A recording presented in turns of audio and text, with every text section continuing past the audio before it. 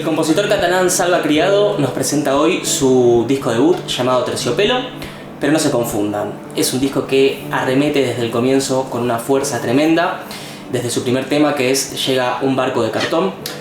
El disco cuenta con una banda muy potente y con una notable cohesión sonora entre canciones con matices de folk, de rock, algo de country. La producción de los sonidos de guitarra y de las voces está realmente cuidada y son los claros protagonistas, quedando por momentos a solas, como en el tema, la sentida canción Seamos Realistas. En compañía de estos sonidos transitamos por 11 temas que componen el álbum, que estoy seguro que llegarán a vuestros oídos y corazones para quedarse por un largo tiempo. Bienvenido, Salva, a Conociendo Discos. Muchas gracias. Con ustedes, Salva Criado. Un gusto realmente estar aquí. Esta es la primera, aparte de la primera entrevista que logramos hacer en forma presencial debido a la pandemia. Y también eres el primer artista catalán y español en participar en el ciclo. Como todos saben, estamos intentando tender puentes entre la comunidad hispana, digamos de habla hispana, entre artistas independientes que puntualmente hayan editado material discográfico durante la época de pandemia, cosa que fue muy difícil. Tengo aquí el disco que tiene una presentación preciosa. Esto es algo que nos gusta a los nacidos en los 80. Un disco como era antes, ¿no? Con su librito. En primer lugar, quería preguntarte acerca de Terciopelo, cómo surge la idea de grabar el álbum y particularmente si llevabas un rato ya rodando estas canciones desde antes o si hubo algunas que fueron compuestas para la ocasión de grabar el disco.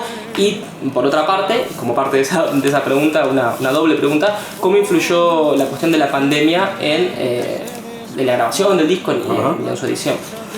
Las canciones nacen, creo que alrededor del año 2016-17.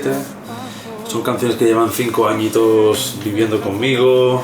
Por ejemplo, las componía y las tocaba en micros abiertos aquí en la ciudad, en Barcelona. Lugares como Moraima, el Club Cronopios.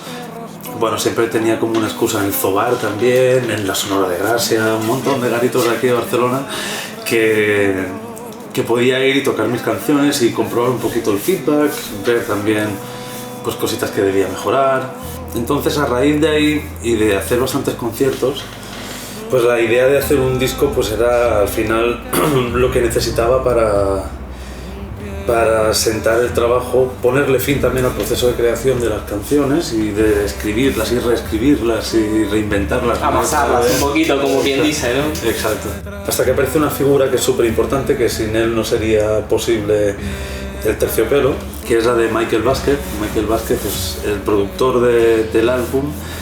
Es productor junto conmigo, pero él realmente hizo un trabajo de productor redondamente porque también fue como un psicólogo y fue un productor artístico, sí, digamos. Sí, me acompañó espiritual. Constantemente y grandes ideas y grandes momentos y eventos del Terciopelo se dan gracias a su visión. Entonces Michael es un compañero y un gran amigo que estábamos juntos ya en Gala Cortés, en el trío que teníamos. Habíamos girado por toda España y teníamos intención de ir a México, de hecho una gira en México. Todo aquello se disolvió, hacía muchos años que no lo veía y con motivo de volver a juntarnos Gala Cortés me dijo un día: Salva, tú estás dejando de ganar dinero en tus conciertos para tu proyecto porque te vendría bien tener un álbum que poder vender, ¿no? Y con el que también poder mostrar tu música. Claro, sí. Habían feedbacks muy positivos que han venido a veces que he tenido la suerte, ¿no?, de recibir, y que en ese momento, si hubiera tenido un álbum, creo que hubiera conseguido establecer un vínculo con esa persona un poquito más extenso y no quedar en la anécdota de aquel día y quizá en cómo se llamará aquel chico que me gustó, que tocaba la guitarra. Entonces sí que vi que era ya un paso que si realmente quería ir hacia aquí, pues había que tomar. Me parece importantísimo lo que dices de tener este material, como generar un material propio como carta de presentación, y esto que dices de que si ya estás rodando es como un paso necesario y que por cómo lo cuentas parece que fue la gente la que pidió el disco, como sí, bueno, hazlo de una vez, ¿no? Sí. Como queremos tenerlo, esto es increíble, para mí es un pequeño milagro que todavía la gente quiera las canciones, ¿no? Los discos. Sí, la verdad que sí, la verdad que lo es. lo más bello que como compositor de esas canciones puede suceder. Te preguntaba por el asunto de la pandemia. Creo que quizás puede servirle a otros artistas saber qué enseñanzas te dejó, qué anécdotas te dejó, no sé. Pues mira, el disco, yo creo que si no hubiera aparecido la pandemia, estaría ya acabado el septiembre pasado.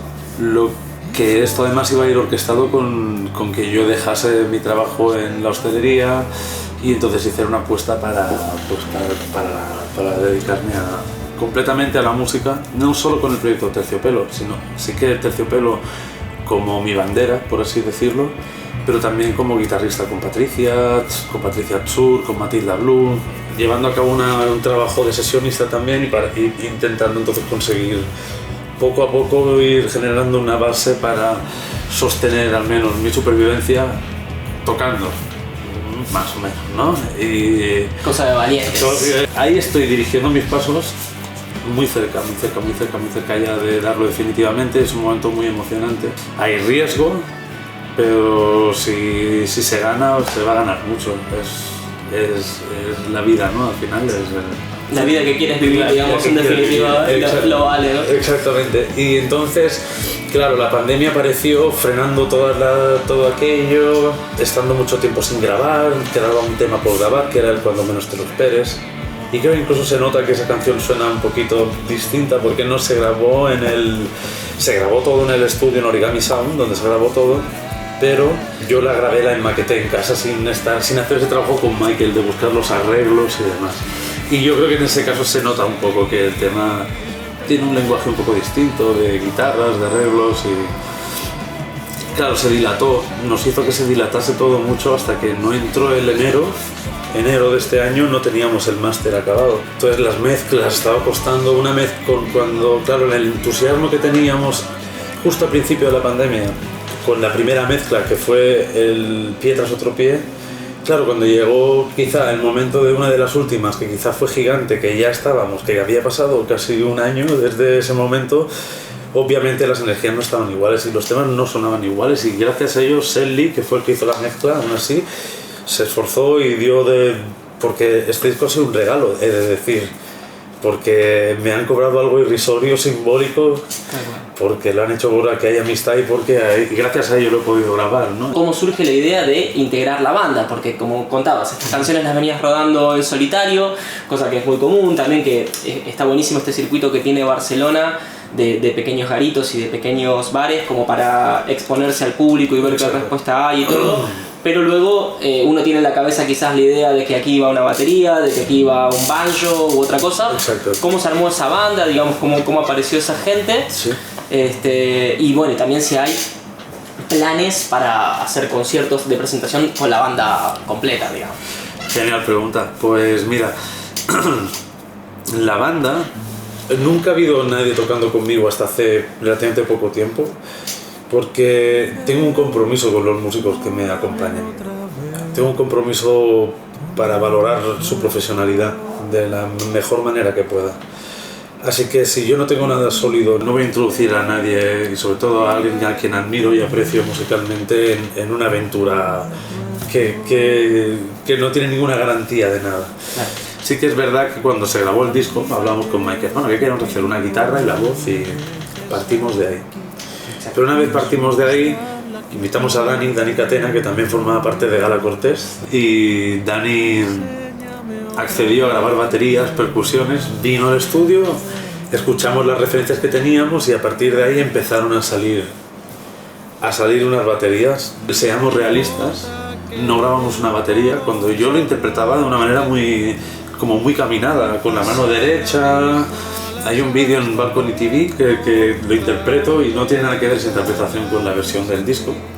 Y eso fue una idea de Michael, por ejemplo, y a partir de ahí, como tú con la guitarra, ¿no? Como yo solo con la guitarra, digo, bueno, y entonces salió este arpegio, María, que era un híbrido entre la línea de la guitarra, y por ahí, mira, se quedó el tema, se sostuvo, Michael le puso... Perfecto. El sonido de guitarra también aporta mucho, ¿no? Es un sonido como muy como oceánico, digamos, ¿no? que cubre mucho. ¿Y cómo fue, digamos, cómo llegaste a trabajar con los demás? ¿Fue una cosa así de...? Fueron apareciendo. fueron apareciendo. Sabíamos que Isma tocaba la trompeta en uno de los locales de al lado y entonces dijo, le dijimos, le atracamos, ¿no? para que tocase la trompeta y el buen hombre vino y hizo unas cosas muy bonitas que me gustan mucho como quedaron. La melodía que yo esto lo hacía siempre con la guitarra acústica, hacía como un arpegio, ¿no? De la cogía.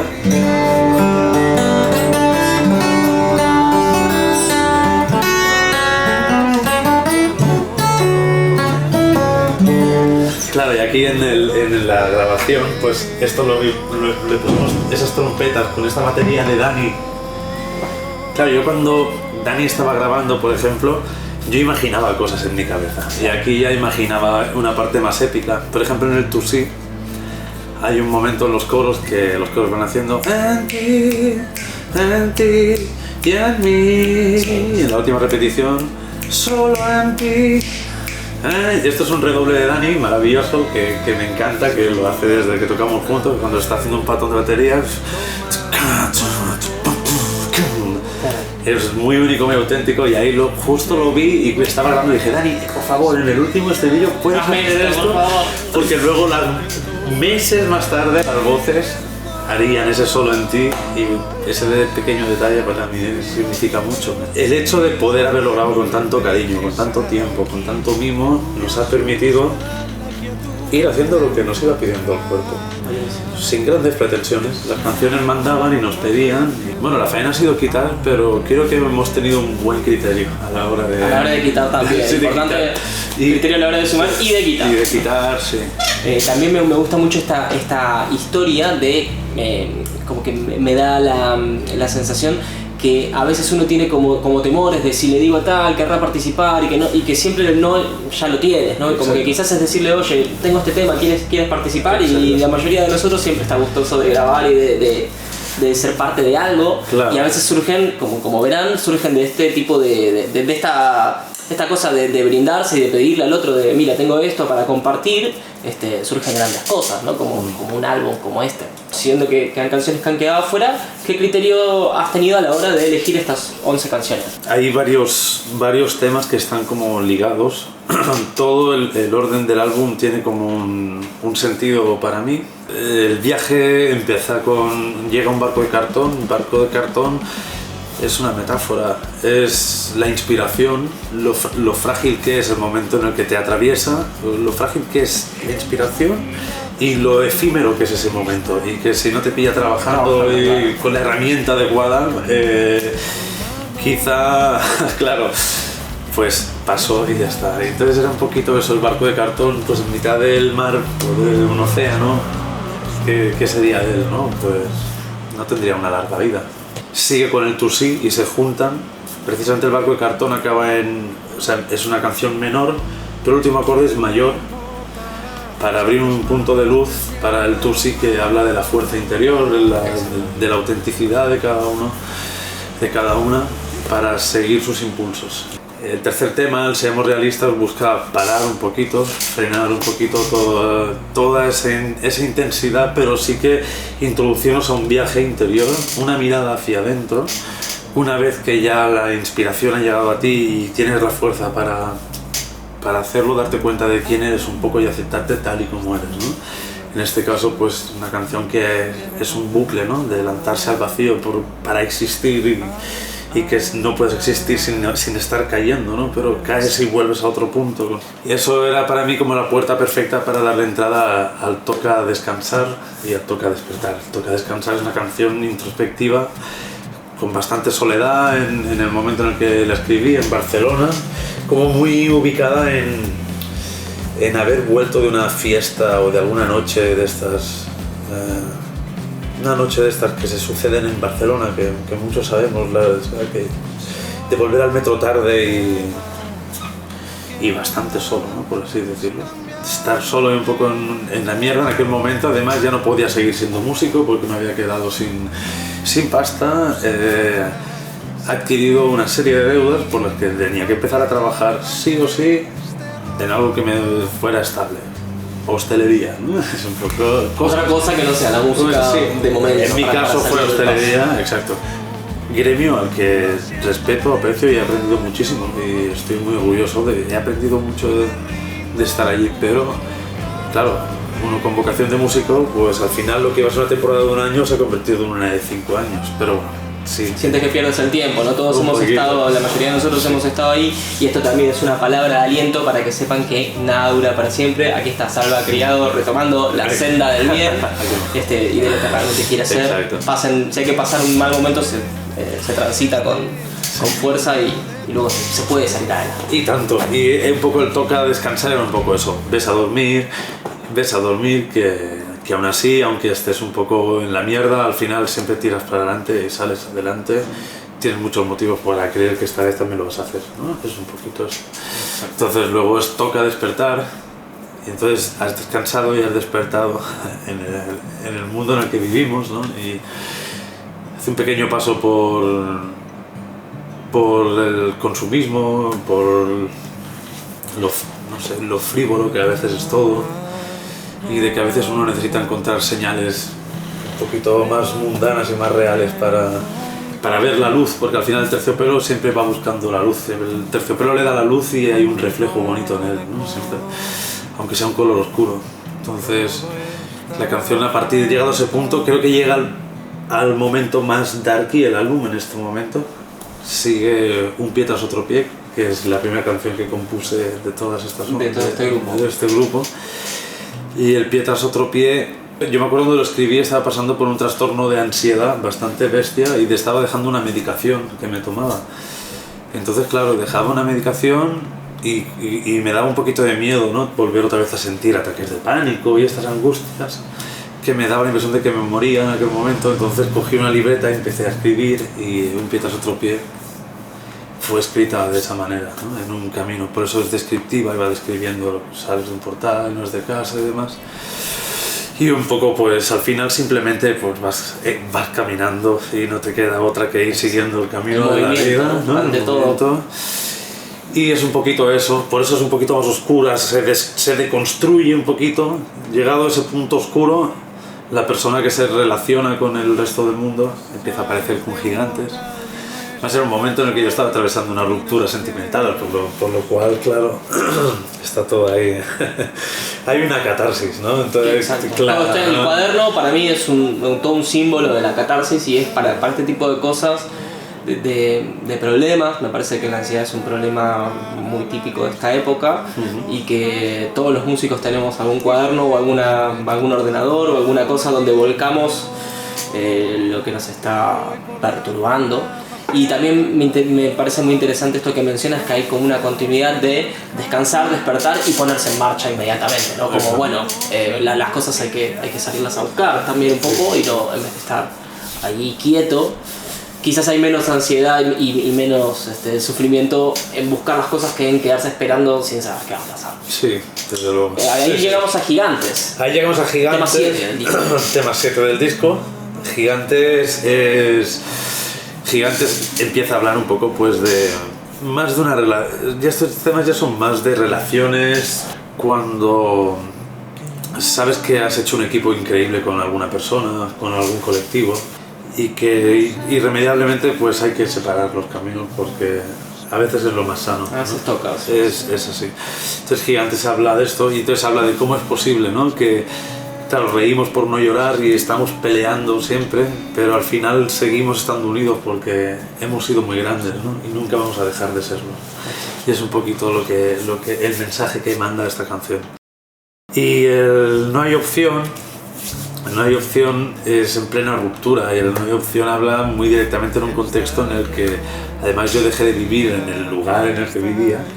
Entonces cuando yo llegaba allí me sentía como un extraño, y imaginaba bastante, como incluso veía, ¿no? Como pues en aquel momento la persona con la que había compartido muchísimo pues tenía una vida que era ajena a la mía, y yo también, ¿no? Y esa sensación, aunque es aceptada y hay cierta belleza, ¿no?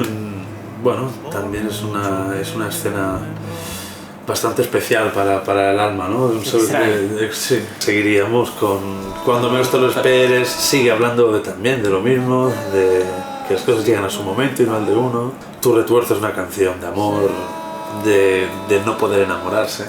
En estos temas sí que es verdad que quizá que ya no es tanto esta línea conceptual, ¿no? del viaje introspectivo en el que está tan ligadito, sino simplemente es como una serie de sensaciones, emociones colocadas, ¿no?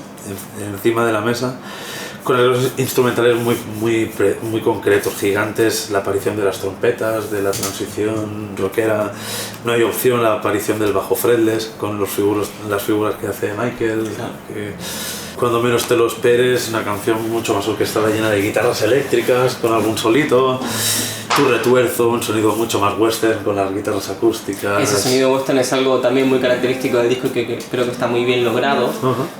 Aparece también por momentos en otras canciones, ¿no? Como esa cosa que mencionábamos al comienzo, un poco, para mí yo le llamo folk o country, no sé si es exactamente así, pero sí. Sí, de hecho, hablando de folk y country, el finger picking del cruce de caminos, la manera de caminarla está 100% inspirada en una especie de blues, un poco el chicken picking. Un poquito el chicken picking. Pues sí, este patrón.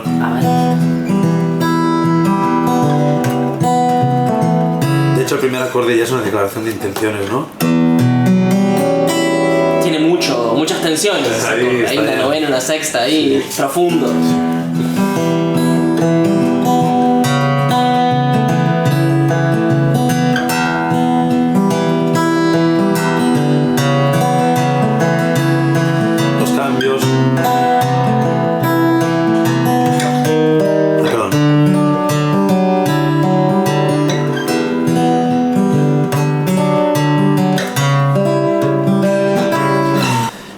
Y tiene un poco esa cosa de como el arpegio 5 dedos, ¿no? Parecido, que lo pueden escuchar en un par de temas de los Beatles, en Happiness is a Warm Gun, por ejemplo, y en Julia, ¿no? Es como lo que construye Julia. Bueno, buenísimo. Entonces, con esto hemos dado un recorrido por lo que ocurre en las 11 canciones. Bueno, esta pregunta me entusiasma mucho, que es, yo como argentino, viniendo de otra parte del mundo, me cuesta en lo personal a veces conectar con lo que hacen los músicos españoles, donde hay otra forma de cantar, hay otra historia musical que no es la nuestra. La historia argentina tiene un desarrollo del rock, de un rock propio, que a la vez toma muchos elementos del rock inglés, más que nada. Que es muy particular y muy nuestro, y que estamos muy imbuidos de esa sensibilidad, digamos. Pero con este material y con tus canciones en general sí me ha pasado que me resultó mucho más fácil conectar, y entonces inevitablemente me surge la pregunta de preguntarte qué artistas considerás como tus influencias o como los principales referentes, ya sea para cantar, o sea, la música que escuchas y tal, como para la guitarra, ¿no? Jeff Buckley, Antonio Vega. He escuchado también a Gustavo Cerati también. He escuchado también a Spinetta, Charly García.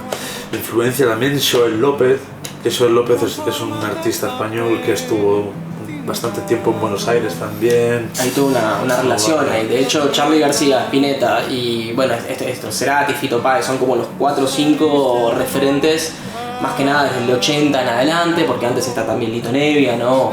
U otros artistas argentinos, pero ya de por sí me parece que esto responde mi pregunta de que si tienes esas influencias, son influencias que tenemos en común, ¿no? Sí que es verdad que aunque he interpretado pocas canciones de ellos, sí que es cuando escuchas a un artista y dices, esto me gusta, esto se me hace así, y entonces lo quiero, cojo ese recurso. Cuando lo genero, sin buscarlo, lo identifico con algo que me ha gustado mucho, ¿no? Que también he disfrutado en la música de Tom York, por ejemplo, con Radiohead.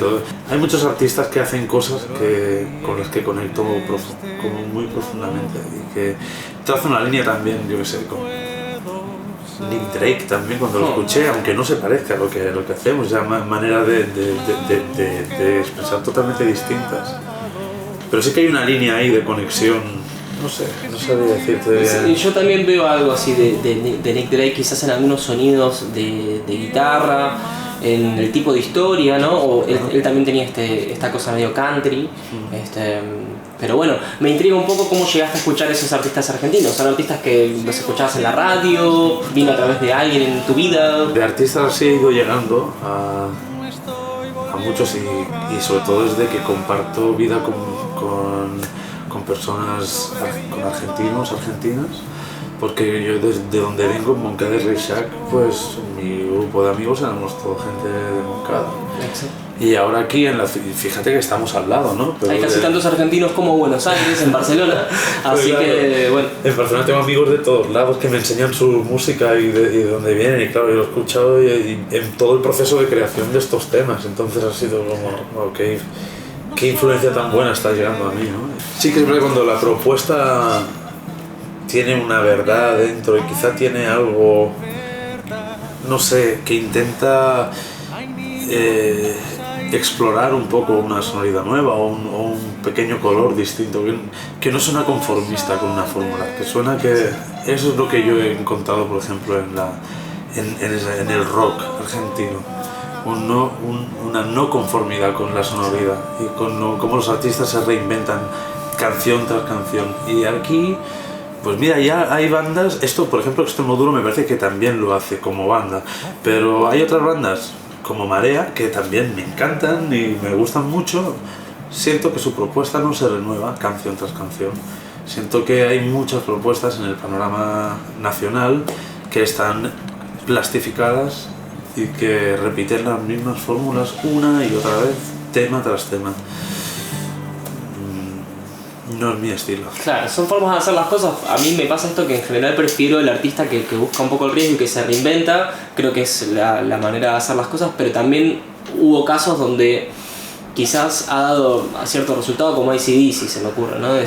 Pero bueno, son formas de hacer las cosas con las que uno también se identifica o no, pero bueno, evidentemente eso también lo tenemos en común. También quería preguntarte, a partir de todo esto que está pasando, en este momento estás presentando este disco en vivo, para los que estén en Barcelona, va a haber fechas de concierto, toda esa información la van a encontrar en la descripción del video. Y quería preguntarte, en general, así teniendo en cuenta todo esto que hablamos, ¿cuál es el futuro que ves para ti, para Salva Criado, una vez que el álbum esté debidamente presentado en sociedad? Si tienes nuevas canciones que se van gestando mientras haces todo esto, además de esta faceta de canciones propias, también participas en otros proyectos, y si nos puedes contar un poco de qué se tratan, de qué van, si hay fechitas por venir, claro, bolos sí, y todo eso. El futuro del Terciopelo, me gustaría, en el mejor de mis escenarios, que nos diera unas cuantas alegrías en forma de conciertos hasta febrero, en los que aparecerá la banda de manera bastante, bueno, puntualmente, pero de una manera frecuente. Me gustaría una vez al mes poder tener algún encuentro con banda, formaciones un poquito más amplias. Que esto también, pues, claro, iría ligado pues al deseo de que esta gira de verano que estoy ahora armando, pues, y estoy ya llevando a cabo, pues finalice en la presentación de octubre, y que esa presentación sea con la banda al completo, y que todo el trabajo que hay, que irá saliendo poquito a poco, y pues todo ese trabajo nos dé algún tipo de fruto para que podamos, gracias al Terciopelo, pues tocar en diferentes plazas con el conjunto, yo solo también. Tengo temas nuevos, tengo muchas ganas de seguir trabajando, y para esa época pues dedicarme a escribir, y me gustaría darle un enfoque distinto también en la producción y hacer los temas un poquito más sueltos, hacerlos sin que no sean tan sota caballo rey, esto es así, está encajonado y es un puzzle, hacer menos acordes y que sean todo como espacios un poco más donde hay improvisación y diálogo entre los músicos. O sea, sigo en busca de la verdad tocada, no quiero camuflar ni ser cada vez quiero menos ser un producto de esos que están por ahí. Decía el poeta que la verdad es lo más intranquilo, ¿no? Decía Luis Alberto Spinetta en una de sus canciones, y es así porque cuando la encuentras ya se ha ido, o sea, cuando la logras es algo inasible, ¿no? Como que la verdad dura muy poquito. Bueno, y en cuanto a los demás proyectos, ¿cómo lo llevas también? Quizás viene bien para algunos músicos que nos ven, ver cómo convive eso, ¿no? Cómo te organizas para hacer cada cosa, qué viene primero, o si es algo que solo se da naturalmente. Sí, la verdad que conviven muy bien. Estoy con Patricia Atzur, yo siempre estoy ahí como apoyo Servicios incondicional, ¿no? Claro, yo siempre estoy como apoyo incondicional para todo. Y ahora tenemos conciertos. Yo personalmente estoy muy contento porque pude grabar guitarras en su trabajo, que es una maravilla. Se llama Seasons, se puede encontrar en Spotify y demás redes sociales. Patricia es una artista activa, colabora conmigo, colabora con más gente. Está en estos proyectos, está Matilda Blue, que este verano también haremos algunos conciertos en Menorca. Y yo sigo abierto además a lo que pueda venir, a todo lo que surja, que sean proyectos artísticos interesantes, sobre todo que me llamen la atención. Y mientras pueda, pues ir con el terciopelo, que al final soy yo con mi guitarra acústica. Bueno, Salva, un placer haberte tenido aquí en Conociendo Discos, hablando de terciopelo. ¿Hay algo más que haya quedado en el tintero? ¿Alguna cosa que quieras comentarnos? ¿Alguna frase? ¿Algo que nos quieras dejar? No, yo solamente estar súper agradecido de que hablemos de mi trabajo, de que me deis la oportunidad de poder llegar a... No sé, me siento que soy un artista muy pequeñito dentro del mar, pero que tengo algo que decir junto con mi guitarra y estoy en ello, así que pues espero que esta aventura dure mucho, al igual que pues la tuya con estas entrevistas y lo que sea, y que el camino nos brinde miles de oportunidades, ¿no? de seguir poniéndonos al día con nuestros proyectos musicales y nada más, que un gustazo, que seguimos y que nos vemos en la carretera. Ahí vamos contra los molinos con la musiquita y con este ciclo que hemos dado en llamar Conociendo Discos. A todos los que están ahí les agradecemos profundamente su atención y por supuesto los invitamos a escuchar Terciopelo, disponible en plataformas, y si están en Barcelona no se pierdan de la experiencia de verlo en vivo también, Por lo pronto nos vemos en el próximo Conociendo Discos. Adiós.